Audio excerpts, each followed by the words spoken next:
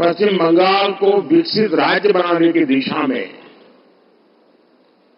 हम एक और कदम उठा रहे हैं। अभी कल ही मैं आरामबाग में बंगाल की सेवा के लिए उपस्थित था। वहां से मैंने करीब 7,000 करोड़ रुपए 7,000 करोड़ रुपीस इसकी विकास परियोजनाओं का लोकार्पण और शिलान्यास किया।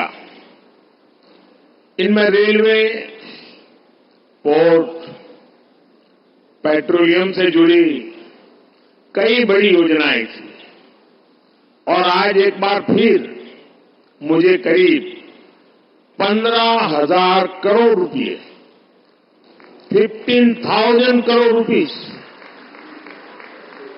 उसके विकास कार्यों के लोकार्पण और शिलान्यास का सौभाग्य मिला है।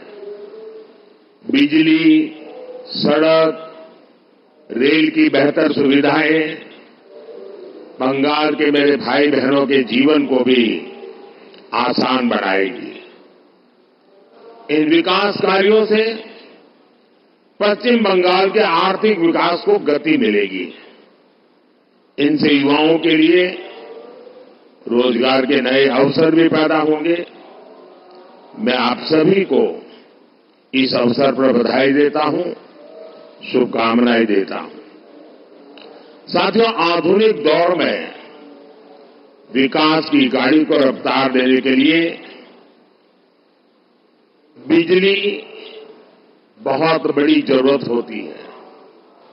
किसी भी राज्य की इंडस्ट्री हो, आधुनिक रेल सुविधाएं हो या आधुनिक टेक्नोलॉजी से जुड़ी हमारी रोजमर्रा की जिंदगी हो, बिजली की किल्लत में कोई भी राज्य, कोई भी देश विकास नहीं कर सकता।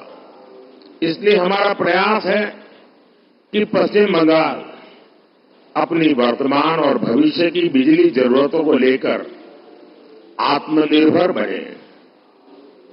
आज दामोदर घाटी निगम के तहत Raghunathpur thermal power station phase 2 परियोजना का शिलान्यास इसी दिशा में एक बड़ा कदम है। इस परियोजना से राज्य में 11,000 करोड़ रुपए से ज्यादा का निवेश आएगा। इससे राज्य की ऊर्जा जरूरतें भी तो पूरी होगी ही, आसपास के क्षेत्रों में आर्थिक विकास को भी गति मिलेगी। आज इस थर्मल प्लांट के शिलान्यास के साथ ही मैंने मेजिया थर्मल पावर स्टेशन के एफजीडी सिस्टम का उद्घाटन किया है। ये एफजीडी सिस्टम पर्यावरण को लेकर भारत की गंभीरता का प्रतीक है। इससे इस इलाके में प्रदूषण को कम करने में बहुत बड़ी मदद मिलेगी। साथियों, पश्चिम बंगाल हमारे देश के लिए, देश के कई राज्यों के लिए पूर्वी द्वार का काम करता है। पूरब में इस द्वार से प्रगति की अपार संभावनाओं का प्रवेश हो सकता है। इसलिए हमारी सरकार पश्चिम बंगाल में रोडवेज, रेलवेज, एयरवेज और वाटरवेज की आधुनिक कनेक्टिविटी के लिए काम कर रही है। आज भी मैंने फरक्का से रायगंज के बीच नेशनल हाईवे 12 का उद्घाटन किया है, NH-12 का उद्घाटन किया है। इसमें करीब 2,000 करोड़ रुपए 2,000 करोड़ रुपए खर्च किए गए हैं। इस हाईवे से बंगाल के लोगों के लिए यात्रा की रफ्तार बढ़ेगी। फरक्का से रायगंज तक का जो पूरा सफर है वो 4 घंटे से घटकर आधा हो जाएगा। साथ ही इससे कालियाचक, सुजापुर, मालदा टाउन आदि शहरी इलाकों में यातायात की स्थिति भी सुधरेगी। जब परिवहन की रफ्तार बढ़ेगी तो औद्योगिक गतिविधियां भी तेज होगी। इसी इलाके के किसानों को भी फायदा पहुंचेगा।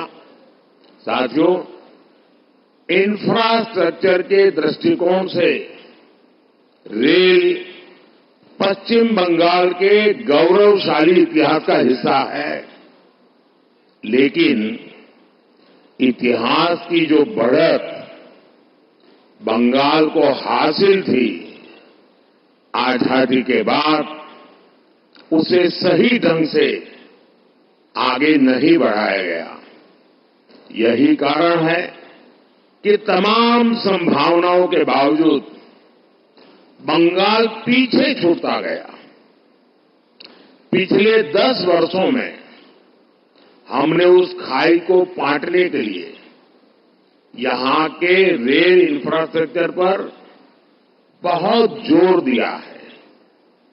आज हमारी सरकार बंगाल के रेल इंफ्रास्ट्रक्चर के लिए पहले के मुकाबले 2 गुने से भी ज्यादा रुपए खर्च कर रही है। आज भी मैं यहां एक साथ भारत सरकार की 4 रेल परियोजनाओं को बंगाल को समर्पित कर रहा हूं। ये सभी विकास कार्य आधुनिक और विकसित बंगाल के हमारे सपनों को पूरा करने में अहम भूमिका निभाएंगे। मैं इस समारोह में और अधिक आपका समय लेना नहीं चाहता हूं, क्योंकि बाहर 10 मिनट की दूरी पर ही विशाल मात्रा में बंगाल की जनता जनार्दन इस कार्यक्रम में शरीक होने के लिए बैठी हुई है। वो मेरा इंतजार कर रही है और मैं भी वहां खुले मन से जम करके बहुत कुछ कहना भी चाहता हूं और इसलिए अच्छा होगा कि मैं सारी बातें वहीं पर बताऊं। यहां के लिए बस इतना काफी है। एक बार फिर आप सभी को इन परियोजनाओं के लिए बहुत बहुत बधाई देता हूं। धन्यवाद जी।